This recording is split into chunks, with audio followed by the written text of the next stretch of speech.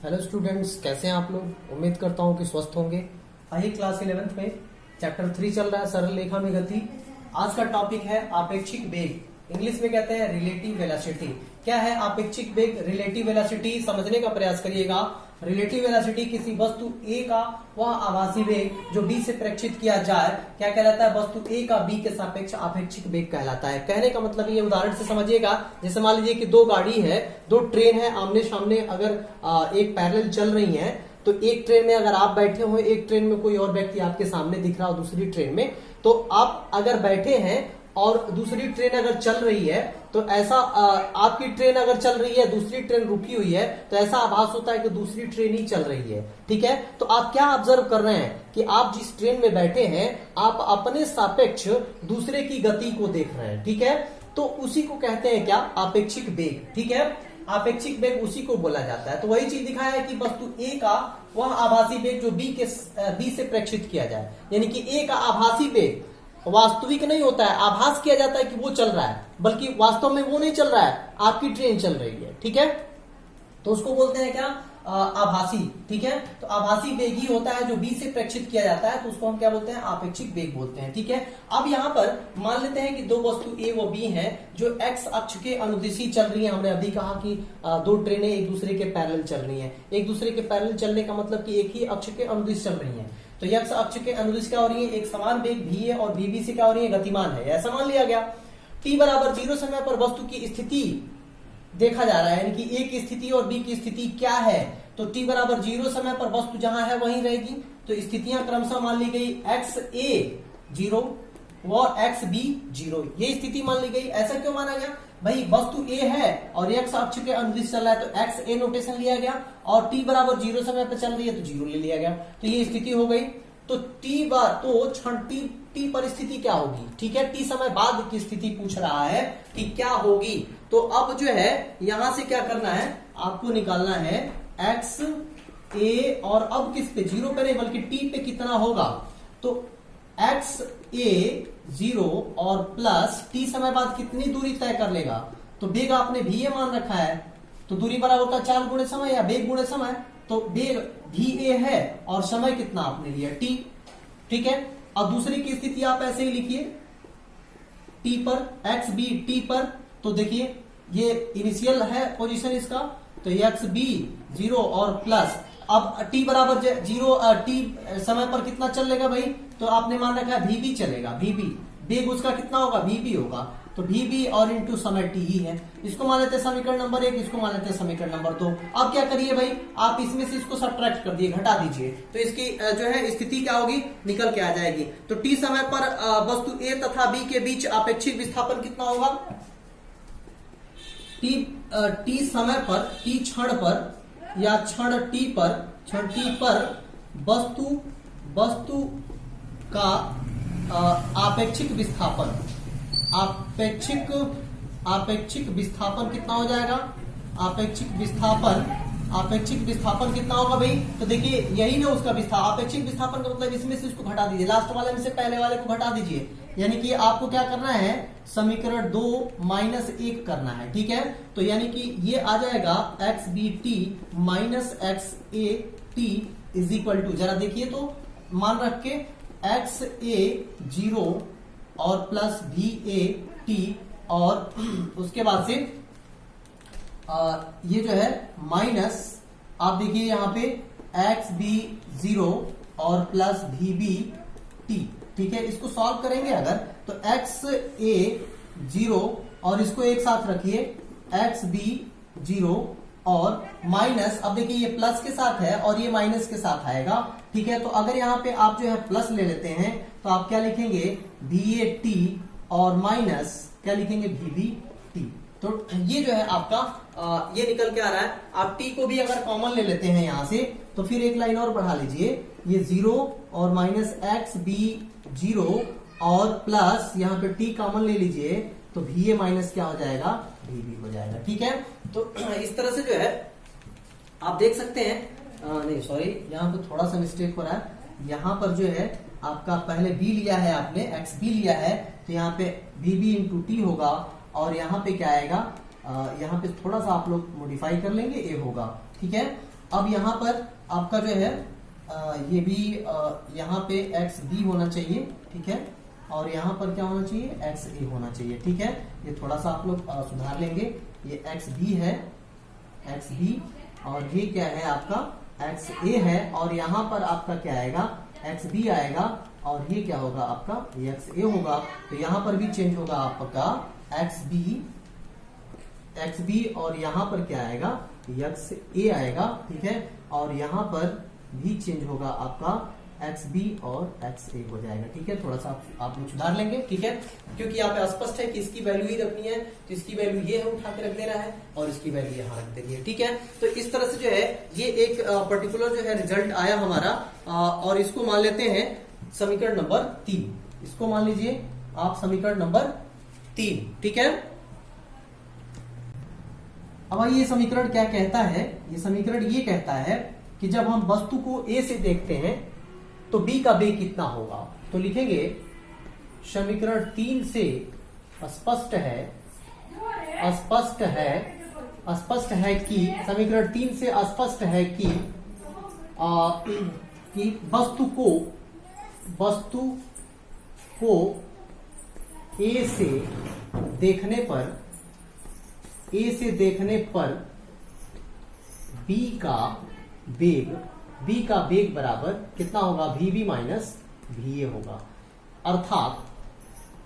अर्थात कह सकते हैं बी का ए के सापेक्ष वेग किससे डिनोट करेंगे, तो वी बी ए से डिनोट करेंगे, और ये होगा वी बी माइनस क्या, वी ए, ठीक है। स्पष्ट है कि इतना होगा, ठीक है। इसी प्रकार हम लिख सकते हैं, इसी प्रकार अगर हम भी ए बी लिखे तो इसका मतलब ये हुआ कि ए के सापेक्ष बी के सापेक्ष ए का क्या वेग, ठीक है।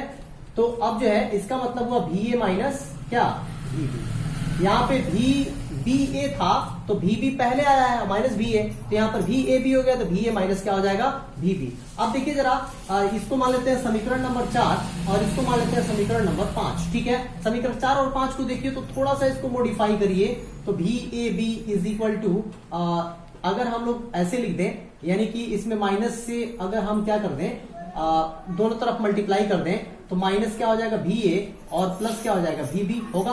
अब इसको जरा फिर से लिखिए, तो V A B is equal to, इसको भी बी को पहले लिख दीजिए और माइनस भी ए को बाद में लिख दीजिए, ठीक है। तो अब जरा आप देखिए ये किससे मैच कर रहा है, आपका देखिए इससे मैच कर रहा है, देख रहे हैं, ये और ये दोनों एक ही है। तो जब ये दोनों एक ही है तो ये भी क्या होगा, बराबर होगा इसके, तो लिख सकते हैं minus V A B is equal to V B A, ठीक है। तो इस तरह से ये देख लीजिए, ठीक है। तो ये आपका जो है कंडीशन निकल के आता है, ठीक है, और ये शो करता है अपेक्षित वेग को। अब आइए कुछ विशेष परिस्थितियां देख लेते हैं, कुछ विशेष स्थितियां, जैसे मान लीजिए कि भी ए के बराबर भी हो जाए, यानी कि दोनों का वेग, अपेक्षित वेग क्या हो जाए, बराबर हो जाए, ठीक है। तो उस केस में क्या होगा, भी माइनस बी ए 0 के बराबर हो जाएगा, ठीक है। तो अब जो है एक समीकरण आया था x B T minus x A T is equal to, उसमें आप अगर B A minus B B की जगह पे 0 रखेंगे तो क्या आ जाएगा, वो सेक्शन पूरा 0 हो जाएगा, एक्स बी 0 माइनस एक्स ए 0 हो जाएगा, ठीक है। तो अर्थात इसका मतलब ये हुआ कि दोनों वस्तुएं सदैव स्थिर दूरी पे हैं। मतलब कि अगर आप ग्राफ प्लॉट करते हैं स्थिति और समय के बीच में आप ग्राफ प्लॉट करें, ठीक है, ये स्थिति हो गया और ये क्या हो गया, समय हो गया, तो दोनों जो है एक दूसरे के क्या होंगे, पैरेलल जाएंगे ऐसे, ठीक है। तो यानी कि ये आपका जो है अगर ए है तो ये वस्तु क्या है, आपका बी है, और ये आपकी स्थिति एक्स बी है, और ये आपकी स्थिति क्या होगी, एक्स ए होगी, ठीक है। तो इस तरह से ये इसका ग्राफ हुआ, ठीक है। देखिए दोनों जो है समान दूरी पे हैं, ठीक है, और दोनों एक साथ क्या हो रही है, बढ़ रही है, ठीक है, दोनों का वेग क्या है, समान है। अब यहाँ पे आइए दूसरी स्थिति ये है कि यदि V B minus B A not equal to 0, जो आपने इक्वल टू 0 लिखा है ये नॉट इक्वल टू 0 है, तो नॉट इक्वल टू 0 कब होगा, इसका मतलब ये हुआ कि या भी ए भी बी से क्या होगा, बड़ा होगा, या भी ए भी बी से बड़ा होगा, या भी बी भी ए से बड़ा होगा, यानी कि ये बड़ा छोटा होगा, तभी एक दूसरे से हम घटाएंगे तो 0 के बराबर नहीं होगा। तो वस्तु का ग्राफ की ढाल दूसरी वस्तु के ग्राफ की ढाल से अधिक होगी, यानी कि एक वस्तु का ग्राफ का जो ढाल होगा वो दूसरी वस्तु के ग्राफ की ढाल से क्या होगा, ज्यादा होगा। अब इसका अगर स्थिति समय ग्राफ आप प्लॉट करते हैं, ठीक है, t और x में अगर आप ग्राफ प्लॉट करते हैं तो देखिए एक अगर जो है ये आपका ए है, ठीक है, ये आपका भी बी है ना, तो बी ज्यादा है, तो ये आपका ए है, तो बी इससे भी क्या होगा, ज्यादा होगा, यानी कि ये आपका क्या होगा, बी होगा। और इसका जो कट पॉइंट है वो कितने समय पर मिलेगा, किस समय पर मिलेगा, तो नीचे मिला दीजिए। तो इस समय पर, ये इस समय पर क्या होगा, मिलेगा, यानी कि समय ये मिलन वाला समय, ठीक है, समय मिलन वाला क्या है, समय है, ठीक है।